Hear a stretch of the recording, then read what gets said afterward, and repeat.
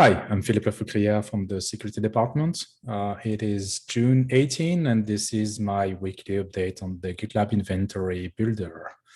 So this week, there is one change that I wanted to share with you for this kind of configurations where we don't want to synchronize all the projects and all the groups under a particular group. For example, here, I just wanted to synchronize customers GitLab.com and design.gitlab.com because I wanted to add these URLs to this inventory example project.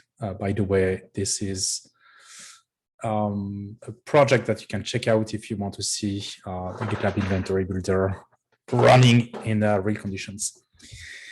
And so this kind of configuration was failing last week because the inventory builder was trying to synchronize this customer's GitLab.com folder because it was seen as a group.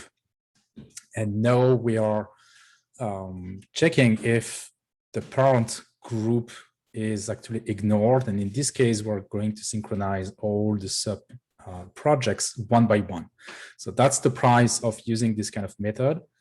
When we don't have this ignore file, all the subgroups, all the projects are going to be synchronized in batch by pages of 100. In this case, we need to go through these projects one by one. So there could be a small performance hit if you have a lot of standalone projects like this. And so instead of failing, we now have this kind of merge request being created. You can see that all the projects and subgroups under the 5-minute production app, which was not here, actually, it's part of the repo, sorry. It was already there in the repo, so it's synchronized as well.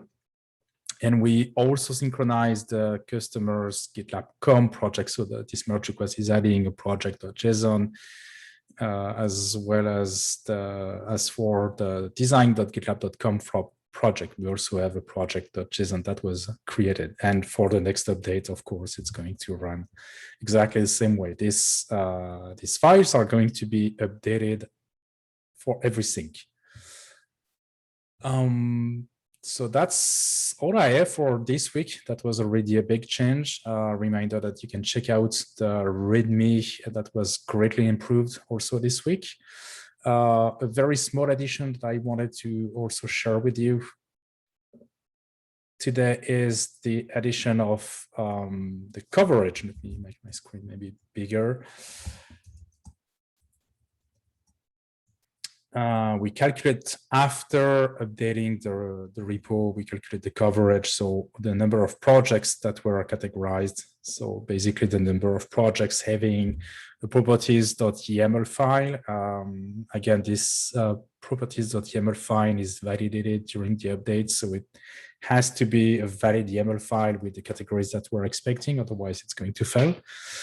But if the validation step is passing, then we will have after that the update and then the coverage so that we can configure the projects to track this, and we will see that in merge request to see if we're lagging behind. So that's a great way if we update on a regular basis, for example, every week, to see if new projects are being added, how it's going to impact the coverage of the whole project. So that's why I wanted to have that.